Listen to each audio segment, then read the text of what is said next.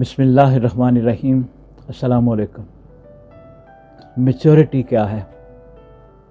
کیا یہ صرف عمر کے بڑھنے کا نام ہے یا اس سے کہیں گہرا مفہوم رکھتی ہے؟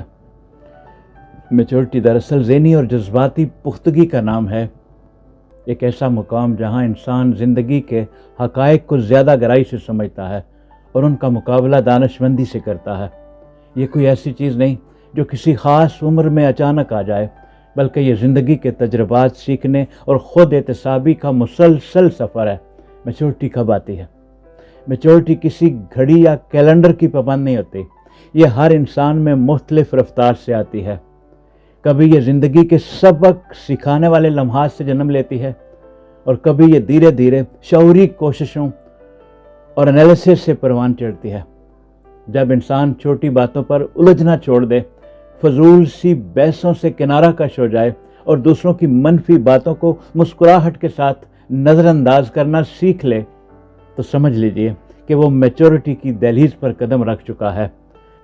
میچورٹی کا ایک خوبصورت لیول یہ ہے کہ آپ وضاحتیں دینا چھوڑ دیتے ہیں اور خاموشی اختیار کر لیتے ہیں۔ اگر کوئی آپ کو برا بھلا بھی کہے تو آپ جی ہاں کہہ کر مسکرا دیتے ہیں اور آگے بڑھ جاتے ہیں۔ اس کا ہرگز یہ مطلب نہیں کہ آپ واقعی ویسے ہیں جیسا وہ شخص سمجھ رہا ہے، بلکہ حقیقت یہ ہے کہ وہ بات آپ کے لیے کوئی اہمیت نہیں رکھتی۔ آپ کی ترجیحات بدل جاتی ہیں اور آپ کو یہ احساس ہو جاتا ہے کہ ہر بحث میں حصہ لینا یا ہر الزام کا جواب دینا ضروری نہیں۔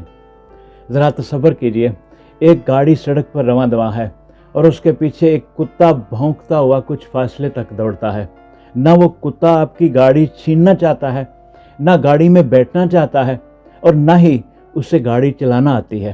ایسے ہی زندگی کے سفر میں کچھ لوگ اسی عادت کے مالک ہوتے ہیں، وہ بنا کسی مقصد کے آپ کی راہ میں رکاوٹیں ڈالنے کی کوشش کرتے ہیں۔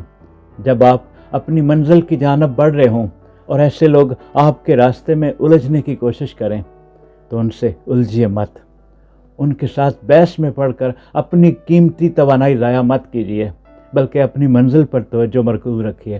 آپ کو تلخ یا بدلہ لینے والا نہیں بننا، آپ کو چالیں چلنے والا یا جال بچھانے والا یا شاطر بھی نہیں کہلانا۔